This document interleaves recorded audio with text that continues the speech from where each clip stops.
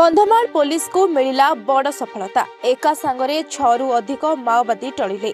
सूचना अनुसार पेडम जंगल में किछि माओवादी लुचि रहितबा खबर मिलिथिला। या परे सुरक्षाकर्मी और पुलिस सर्च ऑपरेशन करबा बेले माओवादी गुलीमार करथिले। माओवादीको गुलीमाड़ देखि जवान माने मध्य आखि बुझा गुलीमाड़ करथिले। दीर्घ समय गुलीमाड़ परे एथिरे 6 जण माओवादी निहत होइथिले। 6 जनक मध्यरे 2 टॉप माओ नेता रायगडार राकेश और बीजापुर अमृत पुलिस सूचना मिली। उभयଙ୍କ ପାଇଁ सरकार 23,65,000 पुरस्कार राशि घोषणा करथिले। प्रथमे 2 जण माओ नेतांकु निहत करा जायथिला। एहा परे विभिन्न स्थान रे तलाशी आरंभ होइथिला।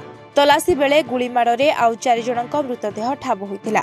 1,20,00,000 मुंड जामिन थिबा माओ नेता गणेश उइके सह अन्य 3 जण रजनी रमेश और सीमार मृतदेह ठाब होइथिला। एई 3 जनक नारे 1,65,000 टंका घोषणा होइथिला। माओवादी को निहत करबा परे घटनास्थल को जाई बहुत परिमाणर माओ सामग्री जबत होइथिला।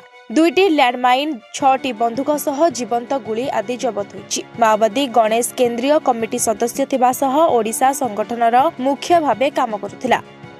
किछि दिन हेला पुलिस गणेश को एनकाउंटर करबा पई खोजी बुलुथिला। आ विशेष सूत्ररु खबर पाइबा परे अचानक आक्रमण करा जायतिला। गणेश निहत हेबा परे ओडिसा रे माओ संगठन दुर्बल होइजिबो बोली अनुमान करा जाउछि। आगरु गृहमंत्री अमित शाह और माओवादी को सरेंडर करबा पई आह्वान देथिले। जे सरेंडर न करिबो से निहत हेबो बोली चेतावनी देथिले। हेले एबे भी किछि माओवादी से संगठन रे काम करिबारु आज परिस्थिति एमिति होइछि। ब्यूरो रिपोर्ट ओडिशा संवाद।